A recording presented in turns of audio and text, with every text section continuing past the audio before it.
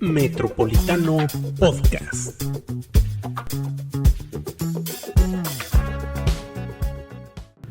Bienvenidos amigos de Metropolitano a esta entrevista. Nos acompaña Emanuel Sánchez Nájera, candidato a diputado local por el Distrito 16 en el oriente de Aguascalientes, buscando su reelección. Emanuel, bienvenido a este espacio. Muchas gracias. Como siempre, un gusto saludarlos. Oye, Emanuel, pues platícanos de tus propuestas para que sería tu segundo periodo en el Congreso del Estado. Ya fuiste diputado 2 años y medio. Buscas una reelección ya conociendo el trabajo que se hace en el Congreso del Estado, y bueno, esta experiencia al final te permite llegar con propuestas más concretas con la ciudadanía.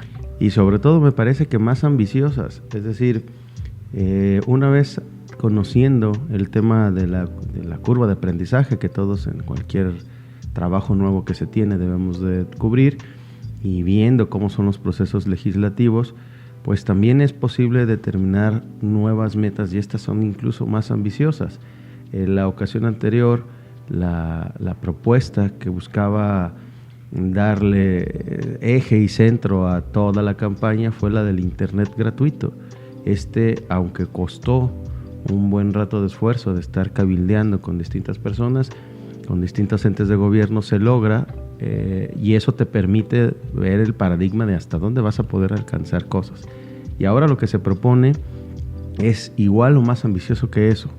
En primer lugar, lo que queremos hacer, y esto lo digo así en plural porque somos muchos quienes estamos en esto, la idea es poder recuperar fondos ahora, invertirlos desde el gobierno del Estado para volver a contratar a más policías, pues, y también tener nuevas patrullas, mejor equipados además.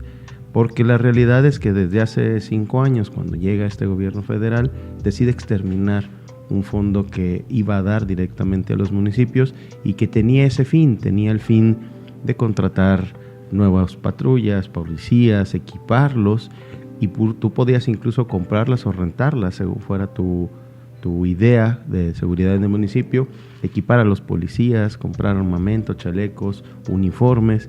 Y de pronto el gobierno federal decidió extinguir este fondo, y eso le pegó a Aguascalientes y a todo el país. Pero no podemos seguir pues en esta zozobra de ver entonces cómo vamos a fortalecer la seguridad.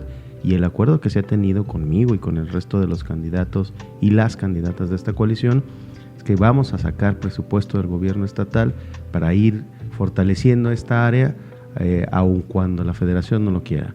Esa es la primera, y me parece que es importante. En ese mismo tema de seguridad, estoy trabajando fuertemente en ver cómo podemos detener un fenómeno social que se está dando muy fuertemente en nuestro distrito, y en realidad en casi todo el oriente de la ciudad, que tiene que ver con las riñas. Pero riñas que son cada vez más violentas y además con participantes cada vez más pequeños en cuanto a edad. Y esto es un problema grave. ¿Cómo podría desde el Congreso atacarse este tema? De 2 maneras diferentes. La primera, fortaleciéndole las opciones de esparcimiento, de crecimiento, digamos personal, también con un tema de presupuestos, pero con una visión integral.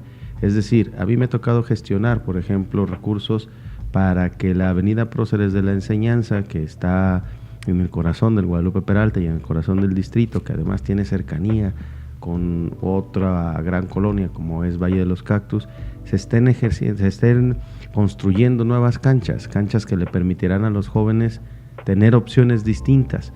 En esto la idea es fortalecer presupuestos tanto de educación como de cultura como de deporte, para que puedan tener actividades de manera permanente ahí. Y esto incide directamente en darle a los jóvenes opciones diferentes, opciones que actualmente pueden no tener, para que también prevean o tengan un camino diferente al que están tomando. Ese es el primer curso que se puede hacer, o el primer rumbo que se puede tomar desde el Congreso. Y el segundo, la modificación de la ley, que esto es algo que me parece importante, aunque tiene respuestas a favor y en contra. Lo que yo quiero hacer es que sea un poco más penalizado el uso de armas blancas en riñas, cuando sobre todo ya lo traes de manera premeditada, es decir, para agredir, que la gran mayoría de estas riñas así se hace, y que esto se penalice de manera generalizada, y que impacte pues en la consecuencia que puede tener un menor de edad al participar en una riña como esto. Pero que el impacto además también pueda ser, y esto lo hemos estado estudiando desde el propio Congreso, transferido de manera civil hacia los padres de familia. Es decir, que el padre de familia también pueda ser corresponsable de un acto como este, porque de pronto es imposible creer que un niño de 8, 9 o 10 años salga a la calle con un machete y que no tenga un respaldo o que no tenga la cercanía de un padre de familia. Es como pensar, bueno, entonces, ¿qué está pasando en ese hogar? Algo tendrá que hacerse. Y me parece que en esta dinámica de construirlo desde ambos puntos de vista, de decir, te vamos a dar muchas más oportunidades, vamos a generar mejores escenarios para que puedas tener actividades diferentes, positivas y constructivas, o también puede que si tú no las quieres tomar, pues entonces vamos a tener también un endurecimiento en el sentido de que decidas actuar de manera negativa. Esto me parece que es fundamental y central para el desarrollo del distrito. Es una de sus principales problemáticas. Junto con ese, además, si me permites, que estamos generando, y vuelvo a insistir en el plural porque esto vamos a participar todos, un proyecto hídrico muy importante. En Aguascalientes, el tema del agua, sobre todo en el municipio capital, es muy polémico, y es muy polémico en función de que después de 30 años una concesión se terminó y se termina por un acuerdo del municipio con el Congreso del Estado para que no pueda renovarse esa concesión. Pero nos deja muchas deficiencias. De hecho, en este espacio, el candidato a alcalde, Leo Montañez, nos comentaba que, pues, sin duda el principal reto para los próximos 3 años es el tema del agua para la ciudad. Pero no solo para poner, y esto lo digo coloquialmente así, cuando se platica con los vecinos del distrito, no solo para que no nos falte tanto en ese momento, y lo digo así como tanto, porque tenemos que ser conscientes de que la realidad hídrica de nuestro estado ya no es la que teníamos hace 40 o 50 años. Hace 40 o 50 años tú extraías agua de los pozos a 30 o 50 metros de profundidad. Hoy el más profundo va ya en los 500 metros. Y esto te quiere decir que como la población ha crecido, como la mancha urbana ha crecido, como no hemos sabido eficientar el uso del agua, pues estamos empezando a caer en un problema de escasez. Y ahí es donde entra el proyecto que se está generando desde el Congreso. ¿Qué consiste este proyecto? Dejar de vivir solo de la extracción, dejar de vivir solo de que Aguascalientes tiene toda su agua es de un solo uso. Tú la usas para la actividad que quieras, alguna se potabiliza o se limpia en algunas plantas tratadoras, pero después se vuelve a contaminar con las que no se trataron, y luego ya cuando empiezan y corren, por ejemplo en el río San Pedro, se van purificando, se van filtrando, se van sedimentando y salen ya en condiciones de uso otra vez en Jalisco. Entonces lo que vamos a hacer ahora es tener un anillo periférico, dicho de esta manera, de línea morada, que pueda recolectar el agua de Aguascalientes, de Jesús María, de San Pancho, de Pabellón, ya purificarlo, mandarlo a la presa Calles, donde está el Cristo Roto, que tú sabes que también ahí están batallando suficiente por este problema, dejar luego que el proceso de sedimentación y de filtración que la Comisión del Agua Nacional del Agua te requiere se suceda de la bajada de la presa a la ciudad otra vez, y entonces le empieces a dar recirculación y vueltas una y otra y otra y otra vez a la misma agua, y que esto te permita ahorrarte el 70% del agua que sacas hoy de un pozo, y que a la larga, de hecho así es como yo he denominado esta propuesta, que nuestros nietos puedan tener agua, porque al paso que vamos me parece que ya no va a dar. Entonces esta es una propuesta extraordinariamente ambiciosa, pero en la que hemos coincidido en primeras pláticas tanto los gobiernos municipales como gobierno estatal, como muchas y muchos de los candidatos que hoy nos estamos postulando para ser diputados, y que permitiría en un esfuerzo conjunto realizar una labor tan titánica como esta, que puede que lleve años en terminarse, pero que son los mismos años que tendremos de plazo para no vivir en un estado que de pronto ya no tenga nada de agua. Me parece que esta es una propuesta extraordinariamente ambiciosa, pero muy, muy necesaria. ¿Qué otras propuestas, Emanuel? Nos comentabas hace unos días del tema del transporte, tenías una propuesta ahí muy puntual. Tecnificarlo, terminarlo de tecnificar. Yo propuse ya desde la legislatura anterior, aunque esa propuesta sigue ahí en análisis, que primero se tecnifique el camión al grado de que todo tenga que ser pagado con tarjeta, pero que tú puedas recargar tu tarjeta de una manera mucho más eficiente que ahora. Y esto lo que buscaría sería que ya no haya el pretexto de que el propio conductor del autobús de pronto pueda dañar el equipo para que le tengan que pagar en efectivo, porque no se podría pagar en efectivo. Pero lo que busca en sí la propuesta, que yo la llamé multimodal, es que tú puedas tener un costo menor si debes transbordar. Desde mi distrito, que es el oriente de la ciudad y que está prácticamente en la orilla, para llegar a centros de trabajo y de estudio, casi todo el mundo toma al menos 2 camiones. Y esto les representa un gasto importantísimo. Si tú logras hacer que el primer pasaje te cueste el 100%, pero el segundo ya solo la mitad, cuando tú sacas cuentas, alguien que debería haber pagado 4 camiones en un día ya solo va a pagar 3. Y si esto lo multiplicas por toda la semana y luego por todo el mes, pues le vendrá bastante bien, al menos para los lonches, si es que se está yendo a trabajar o se está yendo a estudiar. Y solo se logra con tecnología.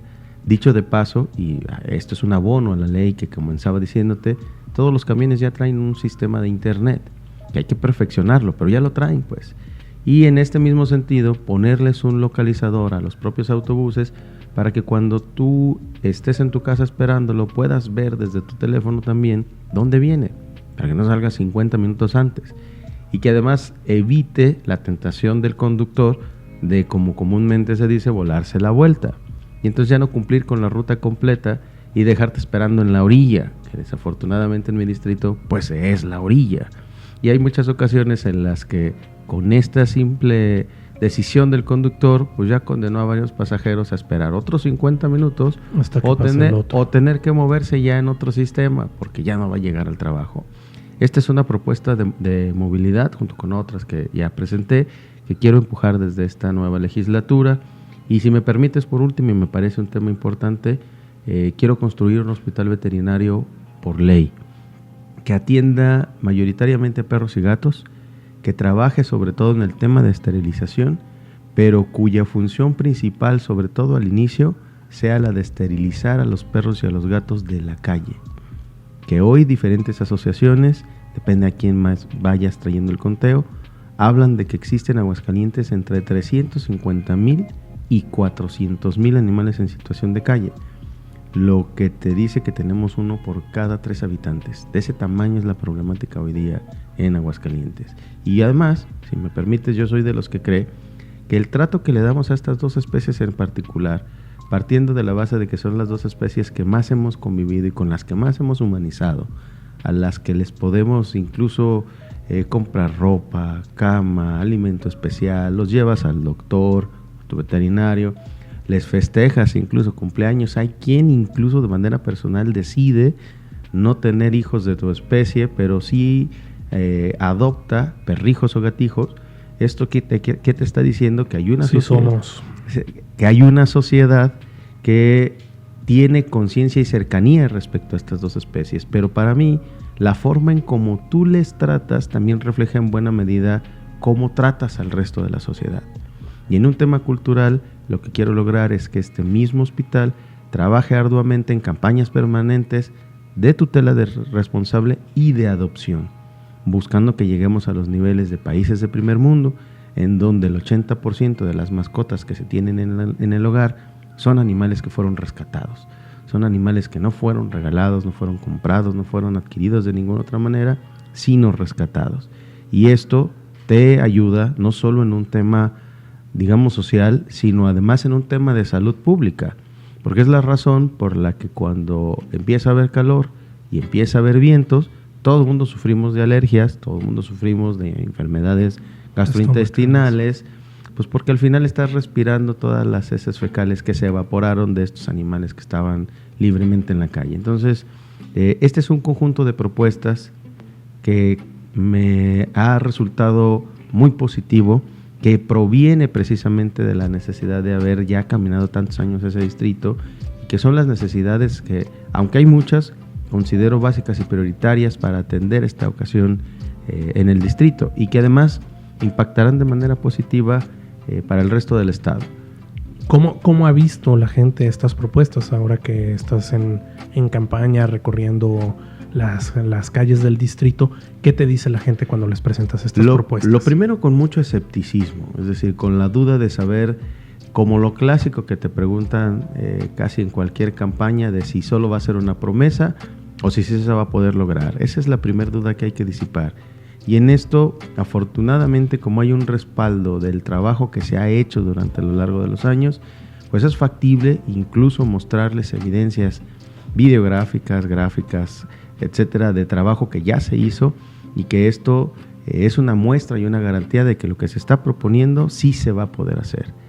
Una vez que se baja esa guardia y que la gente parte entonces de la idea de que sí lo vas a poder hacer, entonces ya te da sus puntos de vista. Y en este tenor lo que puedo decirte es que les agrada bastante, al grado de que se apropian de las propuestas y empiezan a darte opiniones respecto a lo que creen que debería, además de agregársele o quitársele o ponérsele, o por qué no hablar. Cuando tú platicas con alguien así en el distrito y te das cuenta que se apropió de tu propuesta, es porque entonces ya confió en ella, al grado de que te da hasta su propio punto de vista y está pensando en cómo coparticipar. Y esto es lo que al final tú, como estando en campaña, pero además como legislador, siempre debes de lograr. Recordarte incluso que muchas de las acciones sociales que hemos podido hacer en ese distrito ha sido a través de la ayuda de todos, la coparticipación de todos. Un ejemplo que es el más contundente es el de la demolición de los foros de cactus, que tienen un problema social importante ahí, pero además hay un problema legal importante para poderlos demoler, y solo se logra con la coparticipación de los vecinos, cuando se involucran y empiezan a recabar firmas y empiezan a generar una presión social. Entonces es mucho más fácil poderlos demoler. Las iniciativas que hoy estoy poniendo sobre la mesa también será mucho más fácil llevarlas a cabo cuando la gente las siga apropiando y las empiece a empujar desde su propia casa. Emanuel, buscar la reelección se convierte en una evaluación al trabajo que ya se hizo. Uh-huh. Regresar, sabemos que por ley tienes, si vas a buscar la reelección, tienes que ir al mismo distrito. Afortunadamente. Llegas y le dices a la gente, quiero que voten otra vez por mí, y esta es mi carta de presentación, esto es lo que ya hice. Uh-huh. ¿Cómo va esa evaluación? Pues creo que muy positiva. Hay personas que de pronto te dicen, oiga, pero es que a mí no me había tocado verlo. Y en ese tenor, pues tal vez no nos habíamos saludado en persona, y entender que en un distrito donde la población es de 80,000 habitantes, pues de pronto resulta complicado que los 80,000 nos conozcamos. Y a todos siempre les digo que lo interesante no es saber por qué no nos habíamos conocido, sino qué va a pasar ahora que ya nos conocimos. Y como se sigue dando una relación digamos, de cercanía, de continuidad, de participación continua en el distrito, incluso en las propias mediciones que nosotros tenemos, la aceptación de la población en general es muy buena. Y la percepción de mi candidatura también lo es. Entonces, obviamente, como en todo el espectro social, hay muchas personas a las que cuesta mucho trabajo convencerles de que sí vale la pena participar, pero no por la candidatura, por la política en general, pues que están decepcionados por la política en general. Pero quienes sí se dan la oportunidad de participar, quienes sí pueden escucharte, quienes sí te dicen, a ver, sí, platíqueme de usted qué está proponiendo, pues la generalidad es que nos va muy bien. Y en ese sentido yo estoy muy contento por ello, porque sí me he topado personas, incluso, que me han llegado a decir, es que yo estaba en la primaria cuando usted fue a reforestar y no nos saludamos, pero yo ahí estuve. O yo estuve en la secundaria cuando fue y nos ayudó a pintar bancas. O yo estaba en el parque cuando entregó tal apoyo. O yo lo conozco porque lo he visto caminando en tal lugar. O aquella vez lo encontré desayunando en tal sitio. Y eso te habla de que saben quién eres, te ven ahí y por ende confían en lo que estás haciendo. Hablabas de las mediciones, Emanuel. ¿Qué dicen los números que tú traes? Que vamos muy bien, que la ventaja es amplia, pero que no hay que confiarse, pues que al final los cronistas deportivos, uno en particular, lo especificaba muy bien, pues hasta el último minuto tiene 60 segundos y entonces hay que seguirle trabajando. Trabajo contento porque me gusta lo que hago, trabajo contento porque tengo un muy buen equipo que me acompaña, trabajo contento y feliz porque la gente me recibe bien y eso me ayuda a no dejar de hacerlo jamás. Y en ese sentido, pues hasta el último minuto en el que podamos hacer campaña, ahí vamos a estar tocando puertas. Emanuel, para concluir, ¿qué mensaje tienes para la gente del Distrito 16? Esta gente, la que comentabas que a lo mejor todavía no te conocía, y la gente que ya te conoce, que ya sabe qué trabajo hiciste desde el Congreso, ¿qué mensaje les das? Que aunque cueste trabajo hay que confiar, aunque cueste trabajo hay que participar. Decía, y en esto lo llevo muy marcado conmigo, mi abuelita decía que no hay peor lucha que la que no se hace. Y en este tenor, pues tenemos que seguir insistiendo y tenemos que seguir buscando. Y tenemos que entender que lo que sucede en el distrito, lo que sucede en tu municipio, lo que sucede en tu estado, de manera general nos afecta a todos. Y el no participar, el claudicar incluso sin darse la oportunidad de valorar, tiene un impacto negativo para todos. Entonces hay que buscar que ese impacto más bien sea positivo y que todos decidamos participar. Con varios de los que yo he visto renuente incluso, y es una invitación generalizada, les he dicho, valoren, analicen lo de todos y vaya a votar. No importa que no lo haga por mí, pues, pero vaya y participe, porque eso genera un estatus incluso de compromiso diferente de parte de la clase política. Entonces el mensaje sería, participemos todos. No importa que no lo hagamos desde la misma opción política, pero hay que participar. Pues Emanuel, muchas gracias por acompañarnos en este espacio, darle a conocer a la ciudadanía las propuestas que tienes, y pues en este espacio ya sabes, está abierto para seguir escuchando a las diversas opciones y también pues todas las propuestas que abonen a un mejor estado. Te agradezco como siempre. Muchas gracias, amigos de Metropolitano. Metropolitano Podcast.